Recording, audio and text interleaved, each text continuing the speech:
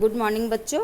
आइए हम लोग पाठ 4 का आगे का हिंदी व्याकरण का आगे का भाग पढ़ते हैं।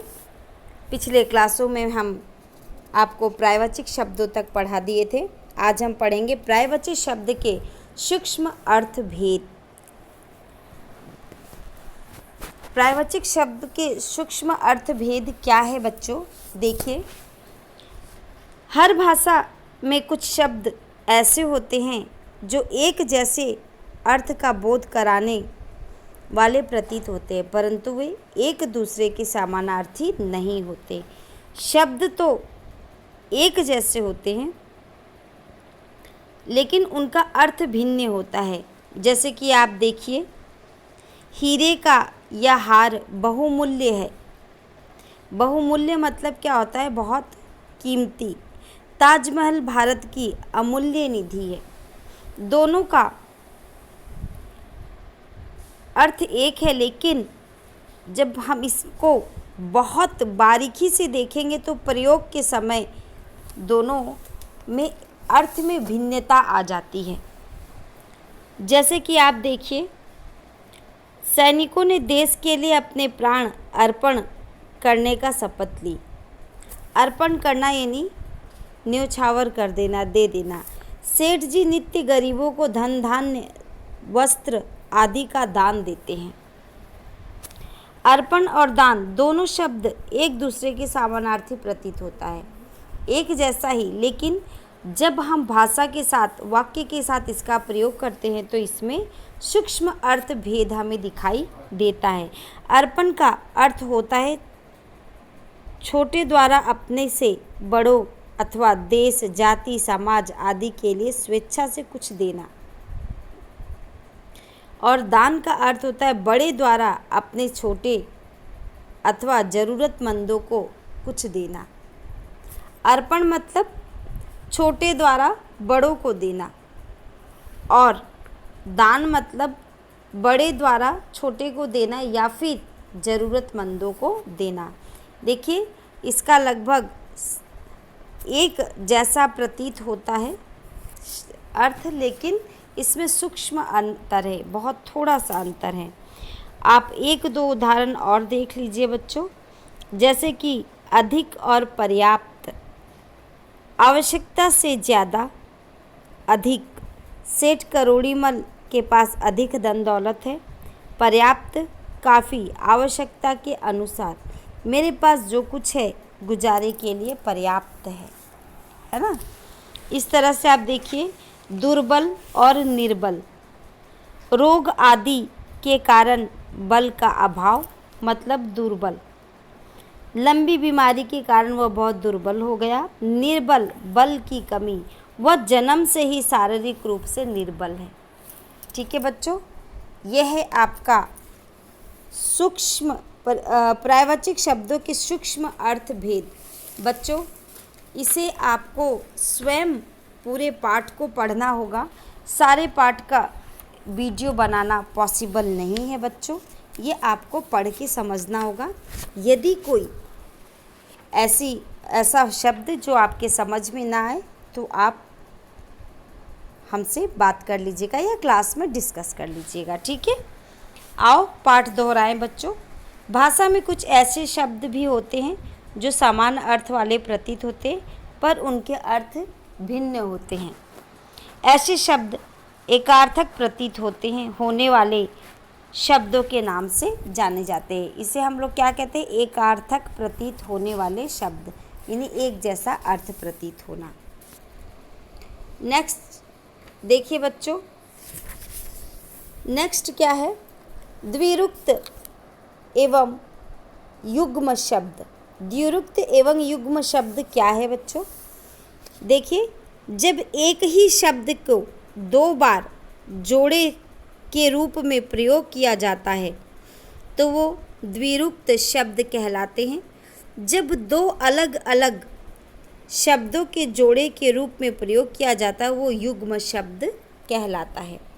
आइए इसे हम उदाहरण के माध्यम से समझते हैं। एक एक करके आओ, प्रसाद ले जाओ। कभी कभी, देखिए ये क्या है, द्विरुक्त है, एक ही शब्द की पुनरावृत्ति हुई है, फिर से उसी शब्द को दोहराया गया है। कभी कभी चुप रहना भी अच्छा होता है।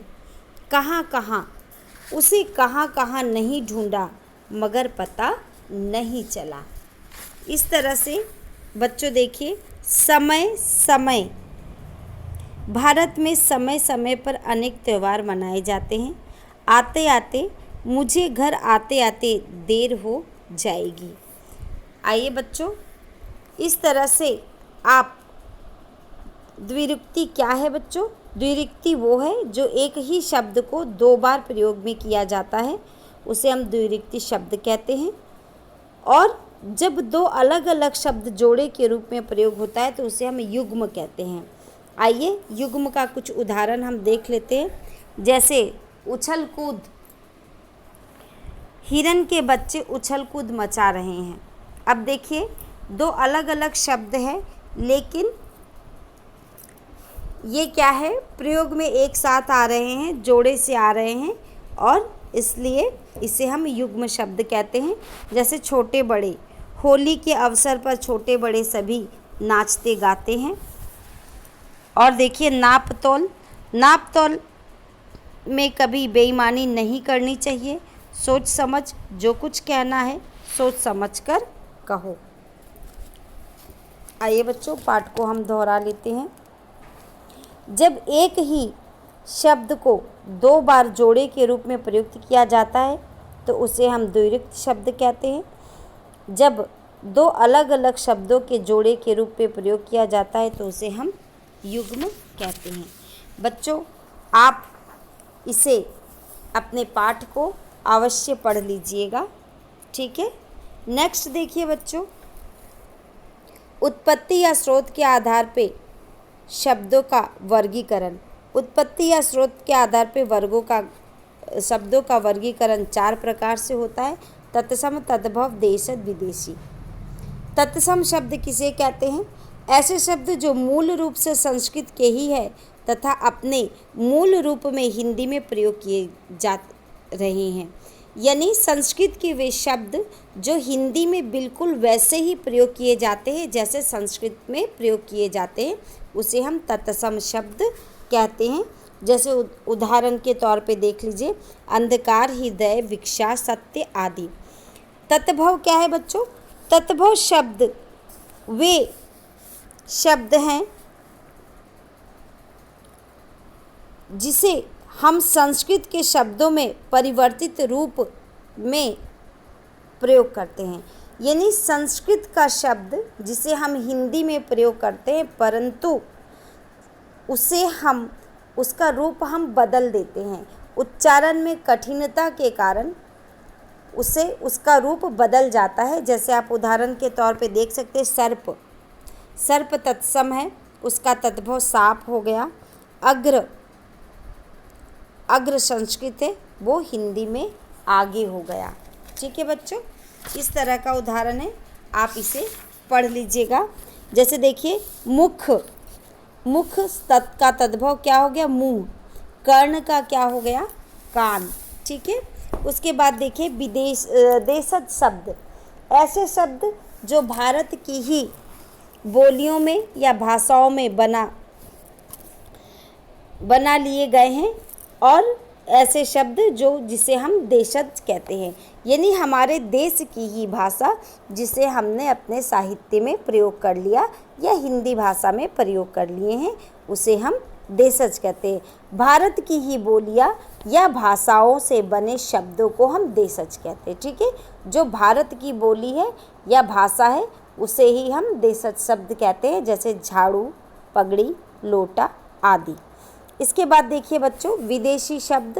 हिंदी भाषा में अनेक ऐसे भी शब्द हैं जो दूसरे भाषा से आए हैं, या हम कह सकते हैं विदेशी भाषा से आए शब्दों को हम विदेशी या आगत शब्द भी कहते हैं। जैसे देखिए, अरबी का भाषा इशारा, जुर्माना, फारसी में पर्दा, प्याज, बीमार, अंग्रेजी में ट्रेन, स्टेशन, टिकट, अन्य भाषा में बम, नींद, लीची, अंग्रेजी आदि। ठीक है, तो ऐसे शब्द जो दो भाषाओं के मेल से बने हो उसे हम संकर शब्द भी कहते हैं। देखिए बच्चों, एक संकर शब्द भी है, ठीक है, जो दो भाषाओं के मेल से बना है। जैसे हिंदी और फारसी भाषा से बना है बेडोल। फारसी है बे, हिंदी है डोल, ये दोनों से मिलकर बना है बेडोल। जैसे आप देखिए हिंदी और अंग्रेजी, लाठी चार्ज, लाठी हिंदी है, अंग्रेजी चार्ज है। तो ऐसे शब्दों जो दो भाषाओं से मिलकर बनता है उसे हम क्या कहते हैं बच्चों? संकर शब्द। ठीक है, आइए हम लोग पाठ दोहरा लेते हैं बच्चों, और कुछ उदाहरण आपके बुक में दिया हुआ है जिसे आप पढ़ लीजिएगा। स्रोत के आधार पर हिंदी में प्रयोग किए जाने वाले शब्द 4 हैं: तत्सम, तद्भव, देशज, विदेशी। जो शब्द मूल रूप से संस्कृत के हैं उसे हम तत्सम कहते हैं। जो शब्द संस्कृत के शब्दों में परिवर्तन रूप ला देते हैं उन्हें हम तद्भव कहते हैं। जो शब्द भारत की बोलियों या भाषाओं से बना है उसे हम देशज शब्द कहते हैं। और जो शब्द विदेशी भाषा में आए हैं उसे हम विदेशी या आगत शब्द कहते हैं। धन्यवाद बच्चों, पाठ को आप पढ़ लीजिएगा।